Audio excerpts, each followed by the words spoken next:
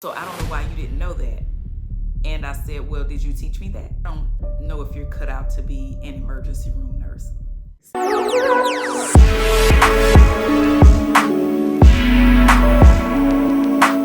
All right, so this is part 2 of the first 5 years. So in the last video, we talked about me leaving the BSN program, getting my licensure, and at that point, I was in orientation. The first part of the preceptorship is actually the orientation. So in orientation, I'm getting the certifications that I need, ACLS, BLS, PALS, for those who are in the ER, TNCC, making sure that I have everything that certification-wise is necessary for me to practice in the ER.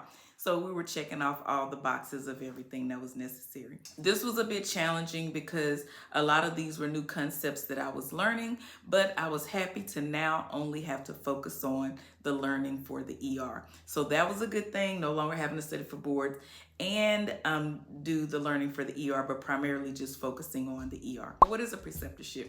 Preceptorship is like a residency for RNs where you are not brought in and put onto the floor immediately, but you have a preceptor who will follow you for anywhere from 3 to 6 months, who's with you for 3 to 6 months, to move you from working with them 100% of the time one-on-one to moving into working independently as a nurse. So that's what the preceptorship program is about. That is what's supposed to happen, and those are the goals that are set up. That's the goal of the preceptorship. As part of the preceptorship, I was paired with a preceptor. We'll call this preceptor Andy. I was placed with Andy in preceptorship. So preceptorship, you're supposed to set the expectations. What do you want to learn? Well, when I started preceptorship with Andy, Andy was like, just follow me. I'll tell you what you need to do, and I'm going to help you work through this process. Okay, perfect. So start the preceptorship with Andy, and preceptorship with Andy meant that I was on the floor with Andy. So I started to work Andy's shift. So Andy worked nights, so I worked nights. Wherever Andy is, I am. So started off pretty good. I was just happy to have a preceptor, to be in the preceptorship program. Probably about a month into the preceptorship, Andy was not showing up to work at the same time that I was. So then Andy would pass me off to one of his friends. So I'd work with Andy's friends, and within a month to 2 month time frame, I'd worked with like 4 or 5 different people. So I did not have any consistency. In addition, if there was an error, for instance, I remember making an error in the doctor, there was a code, and a child came in that was in one of the critical rooms. We call those the trauma rooms. And the doctor turned and asked me for the weight, and I gave the doctor the weight in pounds. And the doctor was like, what? I need that in kilograms. You give me the weight in, you never give me the weight in pounds. You always give me the weight in kilograms. I was like, okay. So Andy, I don't even know if Andy was in the room at that time when it happened, but later on, Andy scolded me about it. And Andy was like, hey, you never give child weight in pounds. You always give it in kilograms. So I don't know why you didn't know that. And I said, well, did you teach me that? He was like, well, you should already know that. So I start to have some issues in the preceptorship rotation. Number 1, you're not consistent. Number 2, you're scolding me for things that you think I should know, but you never taught those things to me. We have not had a child in a trauma room, so this is not even information that I've been introduced to in the ER setting. So why would you expect me to know this? And I started to begin to feel very uncomfortable. The third thing that happened was that when I was with one of Andy's friends, I had a baby, probably 18-month-old, who was getting an injection. Well, Andy's friend was right there. Andy's friend's name is Amy. So Amy is precepting me this night because Andy has passed me off to Amy. Again, I've probably been in preceptorship for 3 months, and I've been in RN officially with letters behind my name for about a month at this time. And so I'm giving the baby an injection.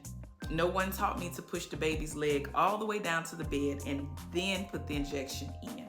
So push the baby's leg all the way down to the bed. This is the leg, this is the injection. I didn't have the baby's leg all the way down. So I had the baby's leg just slightly, I was just holding it like this. The baby kicked his leg. This is the needle. The baby kicked his leg. I pushed down, baby kicked leg, moved it, and I just reinserted and gave the injection. The family was like, whoa. And after this incident, Amy walked me out of the room and said, I don't know if you're cut out to be an emergency room nurse. Devastated me. Devastated me. Not only that, she reported it to the charge nurse. The charge nurse pulls me to the side the next day and was like, hey, I heard what happened in the room with the injection. And Amy says that she doesn't know if you're cut out to be an emergency room nurse. So we're gonna have to see what we're gonna do. What? When I tell you I was devastated, devastated. All in one sentence.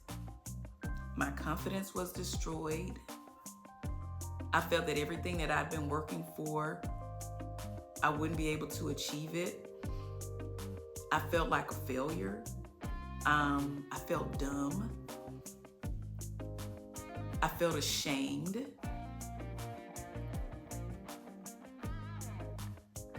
I overall felt horrible. I would say that my confidence went from, as a new learner, my confidence as a new learner went from like an 8 and plummeted down to like a 2. All this in one statement.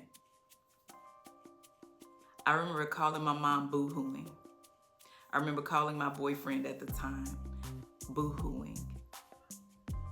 I probably cried for a week or 2, still going to work, still practicing.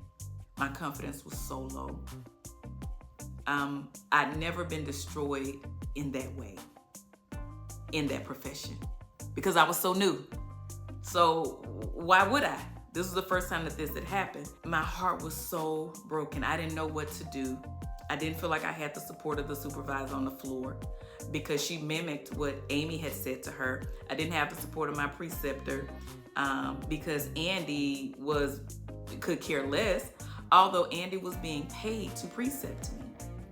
There was a bonus that he was receiving to precept me, and he was not doing a good job. So I called my mom and I was like, I don't know what to do. I'm just, this is so painful. Every day I go to work feeling like a dummy, you know? So my mom and I started to pray about it. And literally one day, the charge nurse walked up to me and said, hey, someone has asked to precept you. We're going to move you from precepting with Andy, and you're going to precept with Sharon. And Sharon is actually her real name. And Sharon and I are still friends till this day. And I learned so much from her during this preceptorship because she did it the right way. So everything that I already just told you about my preceptorship experience with Andy, that's all the wrong stuff to do. All wrong, not what's supposed to happen ever. I'd seen Sharon on the floor. She was a very good nurse. She was an African-American female nurse. And there were only 3 African-American RNs in the ER. I was transitioned to being precepted by her.